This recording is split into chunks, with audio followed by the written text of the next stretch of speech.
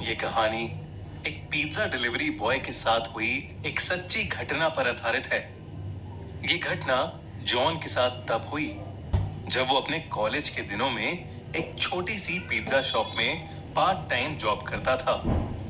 एक रात करीब 1 बजे जब जॉन अपनी शिफ्ट खत्म करके घर के लिए निकलने ही वाला था, तब अचानक ही पिज्जा शॉप का फोन बजा। जॉन ने फोन उठाया तो कोई आदमी बहुत ही सहमी आवाज में ऑर्डर दे रहा था। पहले तो जॉन ने ऑर्डर लेने से मना करने का सोचा, क्योंकि पिज्जा शॉप का क्लोजिंग टाइम ऑलरेडी हो चुका था। मगर जब उस आदमी ने 4 लार्ज साइज पिज्जा ऑर्डर किए तो जॉन ने ऑर्डर ले लिया, क्योंकि अक्सर बड़े ऑर्डर पर एक अच्छी खासी टिप भी मिलती थी और जॉन को पैसों की जरूरत भी थी। जॉन जल्द से जल्द पिज्जा लेकर डिलीवरी करने निकल पड़ा। डिलीवरी एड्रेस उस पिज्जा शॉप से काफी दूर शहर के आउटस्कर्ट्स में था। देर रात हो चुकी थी और वो रास्ता भी काफी सुनसान था। सड़क कच्ची थी और उसके दोनों तरफ बहुत सारे जंगली पेड़ पौधे थे। रास्ते में कोई स्ट्रीट लाइट भी नहीं जल रही थी, जिसकी वजह से वहां अंधेरा ही अंधेरा था। कुछ और देर की ड्राइविंग के बाद जॉन उस एड्रेस पर पहुंच गया। वो एक बहुत ही पुराने दिखने वाले अजीब से घर के सामने खड़ा था। वो घर फॉरेस्ट एरिया के अंदर था और उस घर की कोई भी लाइट नहीं जल रही थी, बल्कि आसपास कुछ हलचल भी नहीं थी। बिल्कुल ऐसा लग रहा था कि जैसे वो घर सालों से वीरान पड़ा है और उस घर में कोई रहता ही ना हो। जॉन उस घर को देखकर थोड़ा घबरा रहा था, इसलिए उसने अपने मैनेजर को कॉल किया।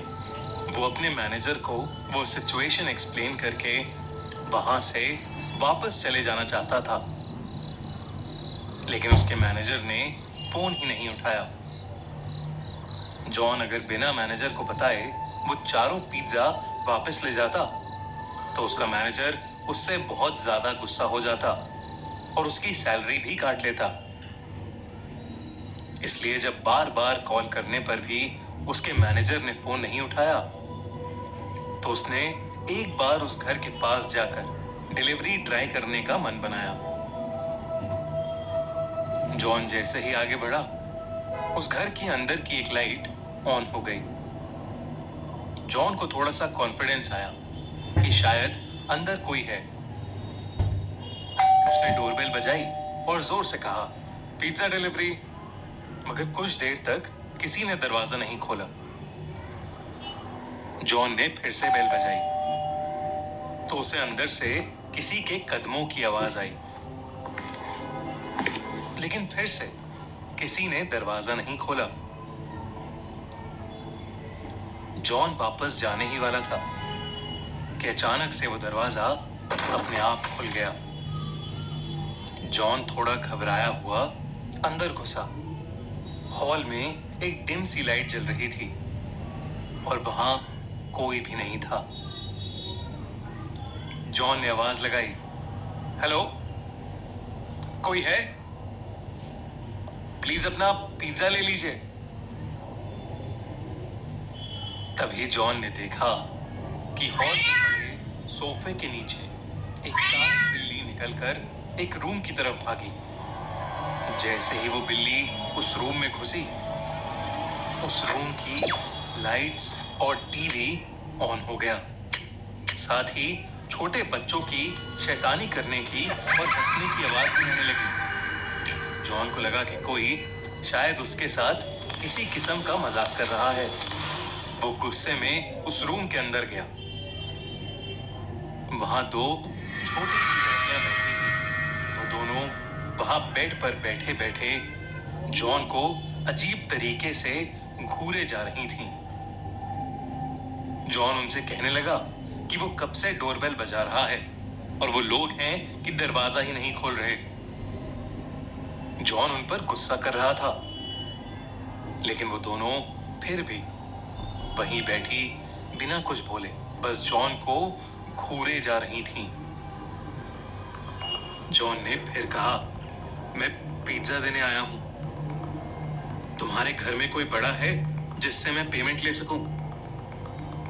अचानक उन लड़कियों की आंखों का रंग सफेद पड़ गया और उनकी चुप्पी एक खतरनाक हंसी में बदल गई।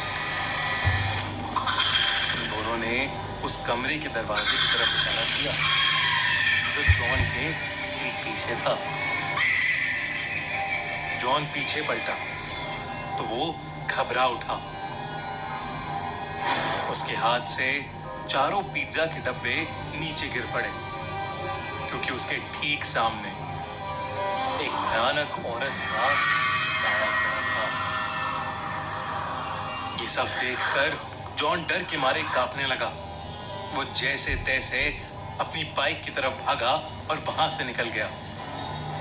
उस औरत का साया और वो दो लड़कियां उस घर के दरवाजे पर खड़े हुए उसे जाते देख रहे थे। जॉन अभी कुछ ही दूर पहुंचा था कि उसे फील हुआ कि उसकी बाइक खराब हो रही है। एकदम से बाइक के घिसकने की आवाज आने लगी और बाइक बंद पड़ गई। सहमा हुआ जॉन बाहर निकला और उसने देखा कि उसकी बाइक का टायर पंक्चर था। उसने डर के मारे पुलिस को फोन मिलाया और जल्द से जल्द मदद मांगी। वो आसपास देखने लगा और अचानक ही उसकी नजर बाइक के रियर व्यू मिरर पर पड़ी, जिसे देखकर उसके पैरों तले जमीन खिसक गई। बाइक के पीछे उस औरत का साया और वो दो बच्ची खड़ी थी। वो तीनों धीरे धीरे जॉन की तरफ जा रही थी। जॉन हड़बड़ा के बाइक वहीं छोड़कर जंगल की तरफ दौड़ने लगा। दौड़ते दौड़ते वो बहुत थक गया और एक बड़े से पेड़ के पीछे जाकर छुप गया।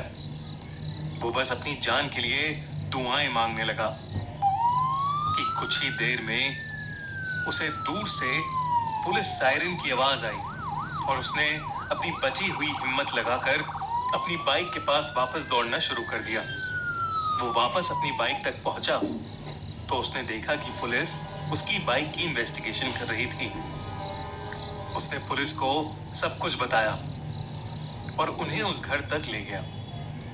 पुलिस ने उस घर के अंदर जाकर जांच पड़ताल की, लेकिन उन्हें एक जंगली बिल्ली के अलावा उस घर में कोई नहीं मिला। अगली सुबह जॉन को यह पता चला कि वो घर पिछले 3 सालों से खाली पड़ा है, और तो और 3 साल पहले उस घर में एक औरत और उसकी 2 छोटी बेटियां रहती थीं, जिनका एक रोज अचानक मर्डर हो गया था। ये जानकर जॉन के होश उड़ गए। उसे समझ आ गया कि उस दिन जिन लोगों को उसने देखा था वो उस औरत और उसकी छोटी बच्चियों की आत्मा ही थी, जो शायद आज भी उस घर में कैद है। मगर उसे कभी ये समझ नहीं आया कि वो फोन आखिर किसने किया था। इस हादसे के बाद जॉन ने पिज्जा डिलीवरी की नौकरी छोड़ दी, लेकिन वो जब भी वो हादसा याद करता है तो बुरी तरह